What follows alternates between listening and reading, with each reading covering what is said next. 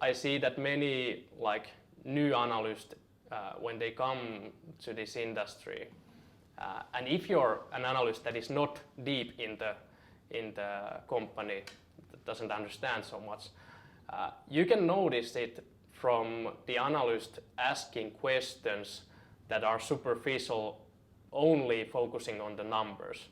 Like, if you don't understand the company, you ask questions like, what's your tax rate for this year, and what's your capex for next quarter? Like, in the big perspective, those are pretty irrelevant questions. They are only like, you only try to make your Excel model more accurate.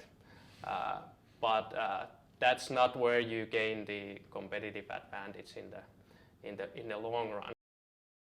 If you listen to conference calls and you see analysts that are not asking number questions, but are asking like business questions, business dynamics questions, industry dynamics questions, that's where you know that this analyst understands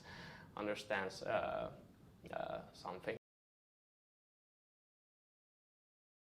Yes, so first of all, it's if you know the industry, you typically know what you're doing.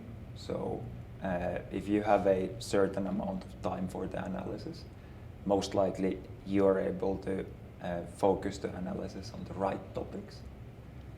Most likely you are better positioned to find what could be the potential upsides in the business that someone from the completely outside doesn't see.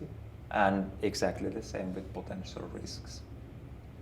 And then in the end, of course, that might put you in a position that you're significantly more comfortable with your valuation.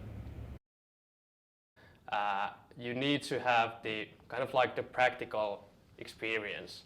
It doesn't need to be big amounts of money. You just need to start. And when you put your own money in, then you start thinking, then you start learning. If you just use virtual money, well, that's better than nothing. But then you start learning, and I think that's and then you start getting the passion, and I think that's in the long run that's crucial for you to have.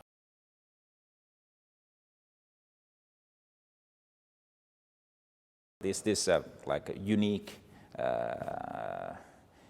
opportunity in the unique big enough opportunity that this team can execute. That's basically the question. And if I can get kind of okay, that is okay, then I'll have a deeper look into it.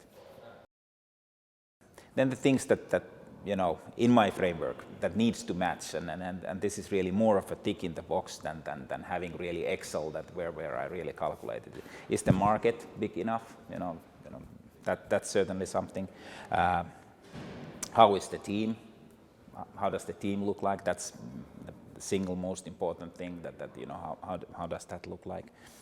How ready is the product in a sense that how fast are we going to see the results from the market on the product side? How is the traction with the customers?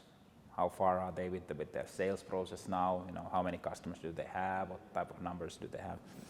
Anything to kind of give me some kind of a financial model on the customer acquisition in the future, and then on the customer lifetime value